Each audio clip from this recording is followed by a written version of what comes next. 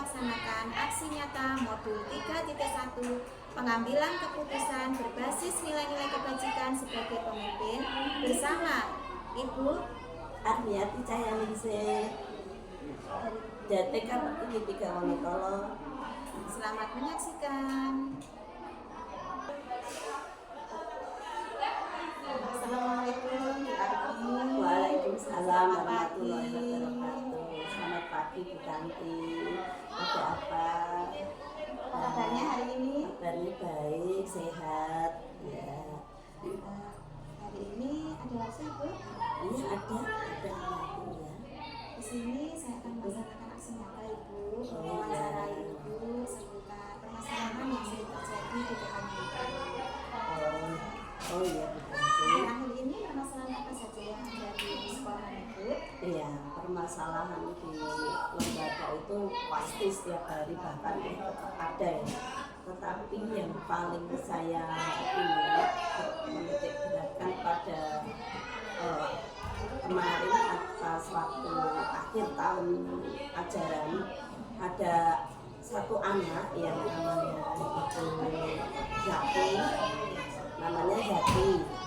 Anak tersebut itu sebenarnya juga usianya sudah bisa diluluskan, tetapi dalam hal sosial emosional, dalam hal perkembangan kognitif, juga dalam perkembangan berteman dengan sosialisasi dengan temannya itu masih kurang sekali. Anak tersebut suka membuli teman-temannya. Memang karena anak tersebut itu ada sedikit kekurangan apa ya, bisa dikatakan hiperaktif bisa. Sebenarnya kalau dari pihak guru, dari pihak sekolah itu menyarankan kepada orang tuanya supaya jangan saya naikkan dulu, biar tetap di TK dulu, karena nanti setelah perkembangan emosionalnya bisa stabil, bisa matang pemikirannya, kedewasaannya dalam berpikir itu sudah ada, itu baru kita luluskan untuk bisa melanjutkan ke jenjang SD. Tetapi orang tuanya bersikeras untuk tetap meluluskan anak tersebut. Jadi ini suatu permasalahan juga bagi saya, bagaimana karena menyarankan ke orang tua tidak bisa diterima begitu kan. Intinya permasalahan Ibu adalah ada salah satu murid Ibu yang perkembangan sosial emosional kurang, tapi kognitif serta usianya itu sudah berkembang Ibu, usianya juga sudah cukup. Tetapi dari pihak sekolah menyarankan supaya masih di TK dulu supaya kematangan dari perkembangan sosial emosional tersebut bisa optimal. Akan tetapi dari pihak orang tua menginginkan anak tersebut diluluskan seperti itu ya Ibu. Jadi menjadi dilema juga ya Bu ya, dilema etika juga. Selama ini bagaimana Ibu dapat mengidentifikasi kasus-kasus yang merupakan dilema etika atau rujukan moral yang ada di sekolah ini? Dari kasus-kasus tersebut, memang kita itu agak sulit antara kasus dilema etika dan rujukan moral. Dari kasus yang ada dapat diberikan menjadi dua, antara dilema etika yang berdasarkan antara benar dan benar, dan rujukan moral yang berdasarkan pada benar dan salah. Seperti itu ya. Selama ini bagaimana Ibu menjalankan pengambilan keputusan di sekolah, terutama untuk kasus-kasus di mana ada dua kepentingan yang sama-sama benar atau sama-sama mengambil nilai kebajikan? Ya, selama ini mengambil keputusan tersebut yaitu dalam kasus dua kepentingan yang sama-sama benar didasarkan pada rasa peduli, kasih sayang, dan memikirkan dampak jangka pendek dan jangka panjangnya nanti. Jadi di kasusnya Mas Jaki tadi kepentingan juga sangat benar dan juga benar ya. Dari usianya yang sudah cukup, kemudian kognitifnya juga sudah berkembang, itu juga bisa dinaikkan ke langkah-langkah atau prosedur seperti apa yang bisa Ibu lakukan selama ini dalam pengambilan keputusan tersebut? langkah-langkah atau prosedur dalam pengambilan keputusan yang saya ambil selama ini, yaitu dengan menganalisa kasus.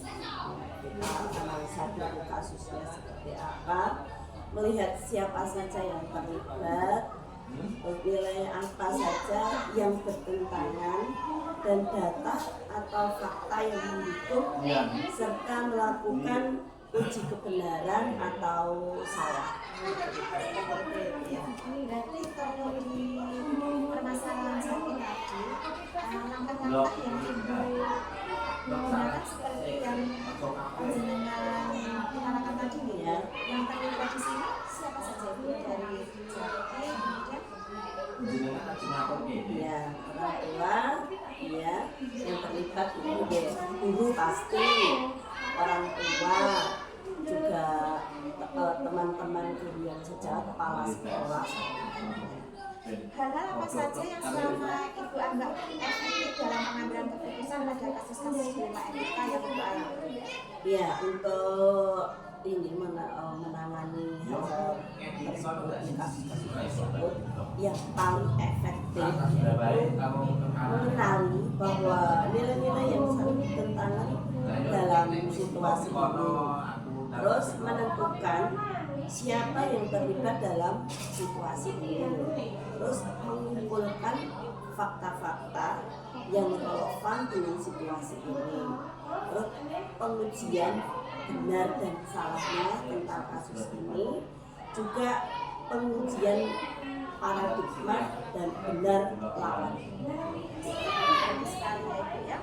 Kemudian hal-hal apa saja yang selama ini merupakan tantangan dalam pengambilan keputusan pada kasus-kasus dilema etika? Ya, setiap kasus pasti itu mempunyai ada tantangan ketika pertama memutuskan, juga banyak pertimbangan, banyak tantangan, banyak hambatan tentu. Ya, dalam hal ini yang merupakan tantangan adalah mempertimbangkan segala dampak yang ada, bagaimana kita pertimbangkan semasak mungkin, sehingga berpikir dengan matang dan jangan meniru emosi. Itu kuncinya. Terus jangan terpengaruh oleh arahan orang lain. Jadi kita tetap berprinsip pada pendirian kita sendiri. Dan karena susah di lembaga yang ada, ya. Dan menentukan tentang nilai-nilai kebenaran. Bagus sekali. Selanjutnya, apakah Ibu memiliki sebuah tata cara atau jadwal tertentu dalam sebuah penyelesaian kasus dilema etika? Apakah Ibu langsung menyelesaikan di tempat atau memiliki sebuah jadwal untuk menyelesaikannya? Bentuk atau prosedur seperti apa yang Ibu jalankan selama ini? Oh iya, kalau mengenai kasus ini kita lihat dulu kasusnya itu seperti apa, ya. Kasus itu apa harus membutuhkan saat itu harus diselesaikan atau tidak. Jadi kita memandang kasus itu seperti apa. Pada kasus dilema etika yang bersifat ringan biasanya langsung bisa diselesaikan saat itu juga. Tapi dalam masalah yang kasus dilema yang mungkin agak lebih besar, itu diperlukan jadwal tertentu untuk menyelesaikannya sesuai dengan prosedur-prosedur yang ada. Sebagai contoh dari permasalahan Jati, itu termasuk permasalahan yang bagaimana Ibu untuk cara penyelesaiannya? Oh iya, untuk kasus permasalahan Jati tadi Bu, karena itu juga masalah besar ya, adanya seorang CGP yang berperan aktif dalam sekolah kami, sehingga memberikan wawasan dan pengetahuan sehubungan dengan prosedur dan kasus tersebut dalam pengambilan keputusan dalam menghadapi dilema etika tersebut. Mungkin kami perlu adanya suatu koordinasi dengan semua ini yang berperan ya. Jadi kita juga ya terlibat. Jadi kita juga memerlukan waktu untuk dijadwalkan, bisa bertemu dengan orang tuanya, bisa bertemu kita kepala sekolah dan guru. Jadi dijadwalkan.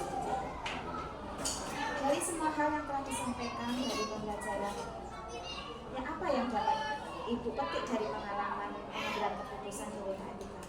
Ya, mungkin ya banyak sekali ya teman-teman dan apa itu yang dapat kita petik dari pembelajaran dan sebuah kasus itu pasti ada hikmahnya, pasti juga ada sisi baik dan sisi buruknya seperti itu.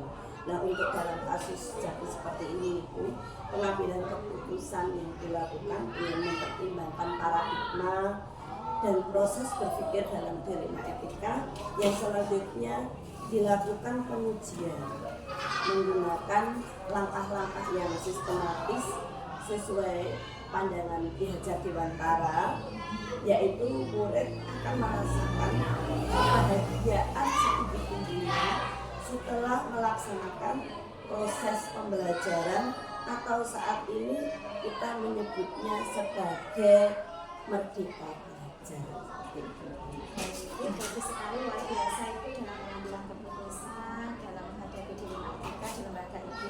Intinya di mana kita memberikan kebebasan kepada murid untuk harus berkarya dan berkreasi sesuai dengan bakat dan minatnya. Dan dari pengajaran jadi tetap diluluskan agar bisa melanjutkan ke jenjang berikutnya, yaitu naik ke kelas 1 Ibu dengan pendampingan khusus supaya nanti anak tersebut bisa mematangkan dari perkembangan sosial masyarakat. Kita juga mensosialisasikan asesmen dari awal anak tersebut kepada pihak SD, yaitu kepala sekolah dan gurunya.